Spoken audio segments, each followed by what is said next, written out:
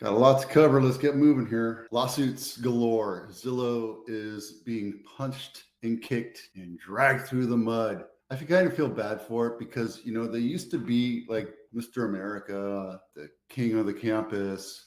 And now everybody's kind of like kicking him and dragging him through the dirt. I get it. He was a little cocky. He was a little arrogant, but he also disrupted the industry, which I like, even though I'm in that industry. And it kind of hurt us as a whole industry. To me, disruption is great, I think, because it's the forward advancement of technology and how we're going to live as human beings. There's all this talk about how AI is going to disrupt and nobody's ever going to work. And some people are saying we have to go to guaranteed income. What I don't know. The point is, we do this every decade or so, and there's new technologies that disrupt. With AI, just like the radio, still around, not as useful anymore, but it's still around. Less people will be in radio as time goes on because I prefer podcasts. I prefer going to my podcast and listening to that versus listening to some news channel or whatever. It's the same thing with print. I was a print guy for many years and I hung on for many years. And when I say I was a print guy, I sold advertising in magazines in the technical journals for Test and Measurement World, electronic products, and all these different little magazines all over the place. And it was print and online, and we did all this stuff. The heads of the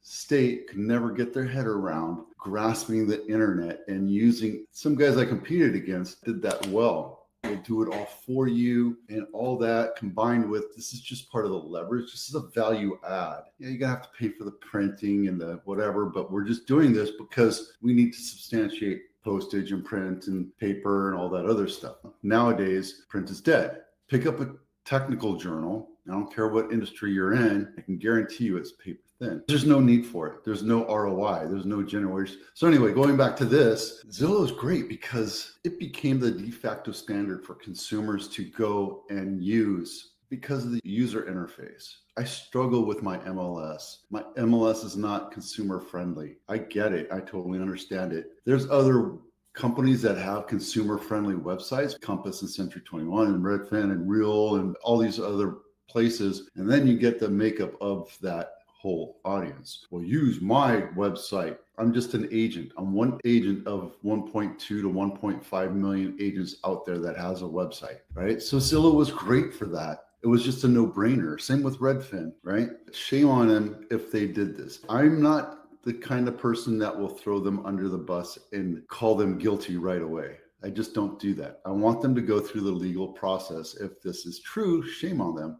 If not, then they want another lawsuit. An Oregon resident alleges Zillow practices violate Washington state consumer protection law and federal real estate law. Let's go deeper into this. Zillow is well aware of the potential for ill-gotten gains in this space and has sought to play fat. Let me open this up so you can read it. Seattle-based Zillow in a statement said it will defend against the claims. Okay, so when real people's basic need of housing is on the table. Here's the thing about Zillow, right? And if you don't know, here's the truth. And I don't care if you use them or not, but here's the way they work. Their revenue model is give you as a consumer, absolutely. If you want to call and learn more about that listing, that means you're a buyer. And it used to be that one buyer would click that link, see this house. You would get a call from 4 or 5 agents. Hey, I want to show you a house. That's evolved into multiple iterations. And today what it is, Zillow takes 40% of the buyer's commission. They don't tell you that up front. Maybe they do now because of lawsuits, but they didn't. If I made $10,000, they would take 4 and my broker would get 6, and then I get the split off of that. Multiple agents have signed on for this. I never did because I didn't like the business model. I'm not saying it's horrible.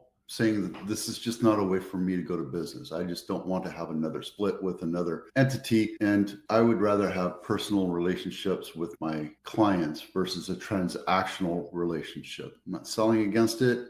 I think this is a fantastic model. I think it's smart the way they do it. They made billions of dollars doing this, right? The problem here, what they're alleging, just to wrap it up, to put a bow on it, they have artificially, the claim really sets down that they artificially increase the commission, saying that if you work with me, if I'm a buyer's agent transactionally working with you because of Zillow, I know I have to make as much money as I can. So I'm going to charge you 3%, period. That's negotiable. You can negotiate with it. And then you start off at 3.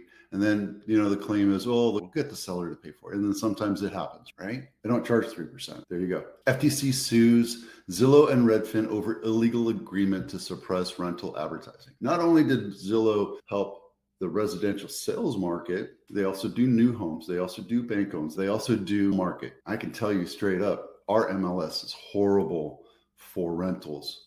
People come to me and say, do you work on rentals? No, I don't. I don't have that. You go to Craigslist, you go to rent.com, you go to apartment.com, which Redfin or Zillow owns, and they give you a great user experience. Same thing with Redfin. Zillow and Redfin made a deal that Redfin would pull back away from the ILS, which is the rental MLS, because our MLS sucks at it. Zillow does a great job doing this. Gives you as a consumer a great experience full of information. It allows you to be educated about what's going on. And you as a consumer can go in and look at a house before you ever step foot in and do a 360 tour. You can do all this stuff. Yeah, we do that all. That's all part of our marketing, but Zillow uses that and allows you to decide, is this house priced correctly? Is it overpriced? Is it underpriced? Is it a good value? Where should this really be? And that kind of stuff. And it shows you where it is. It does the same thing with the rentals too. But Redfin and Zillow have agreed that Zillow will take over the rental market. Now that